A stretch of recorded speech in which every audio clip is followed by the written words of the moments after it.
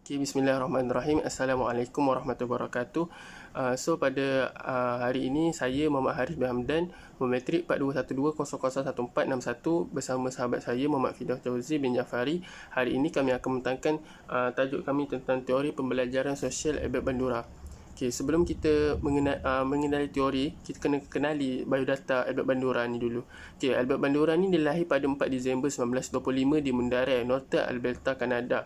Kemudian terima ijazah pertama dalam psikologi di University of Columbia pada tahun 1949.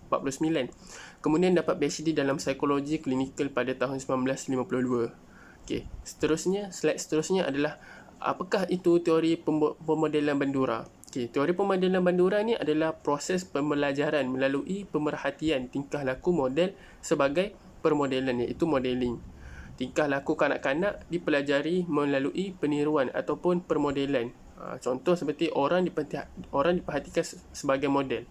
Kalau kanak-kanak, dia diperhatikan, ibu bapa adalah model bagi kanak-kanak untuk diperhatikan. Okay. Contoh seperti bobodol eksperimen yang dilakukan oleh Albert Bandura sendiri. Okay. Peniruan atau modeling adalah proses meniru model yang hasilkan tingkah laku yang serupa, manakala model adalah individu yang dirujuk dan ditiru. Contoh seperti ibu bapa. Okay. Jenis pemikiran ada 5, iaitu secara langsung, secara tidak langsung, gabungan, sekat laluan dan tak sekat laluan. Okey, kita pergi yang pertama.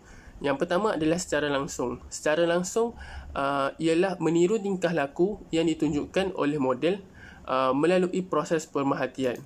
Contoh, kalau kita tengok dalam aplikasi di Bitlajah adalah meniru gaya para pelajar meniru gaya komunikasi guru yang bersopan santun. Apabila guru bercakap sopan santun, apabila guru bersopan santun dalam kelas, kanak-kanak tersebut atau pelajar tersebut dapat meniru contoh model tersebut. Okey.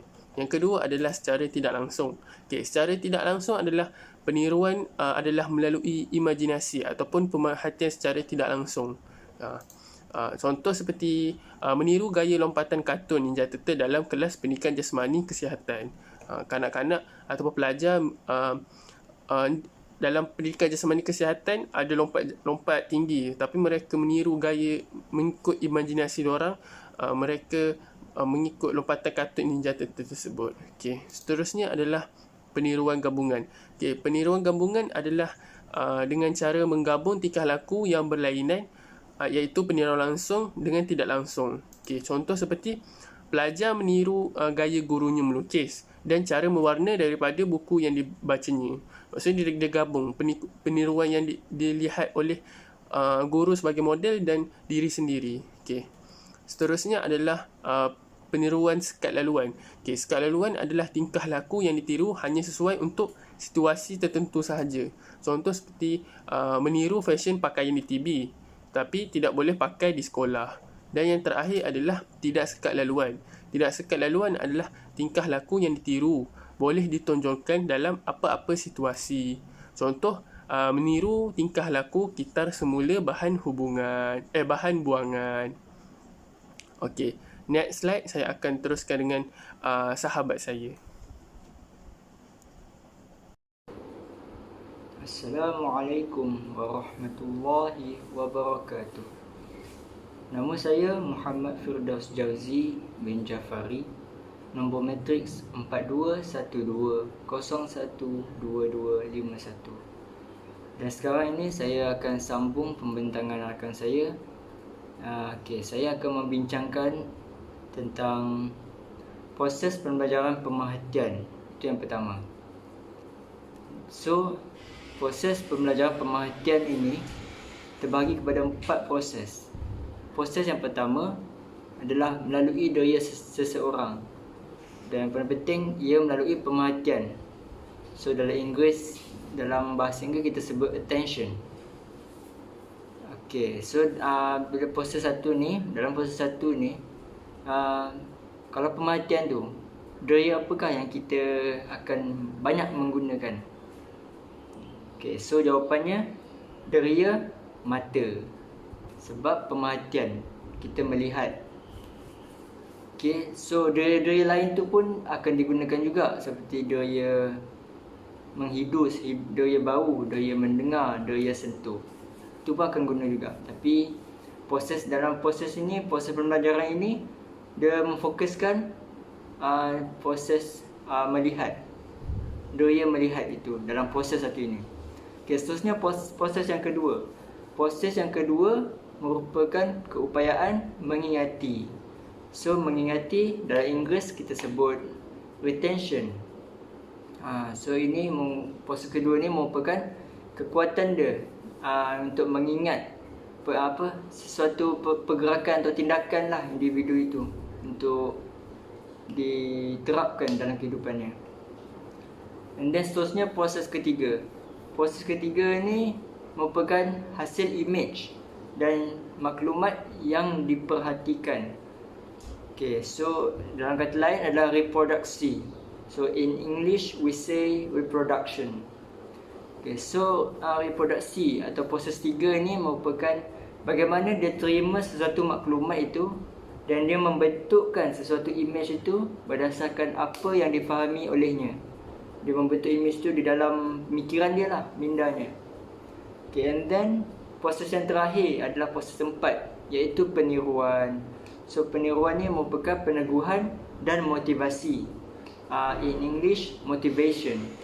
So proses keempat ni dia memotivasikan dirinya sendiri dan membuat peneguhan atas peniruannya. Dia ingin meniru, dia memotivasikan dirinya untuk membuat pergerakan tindakan itu.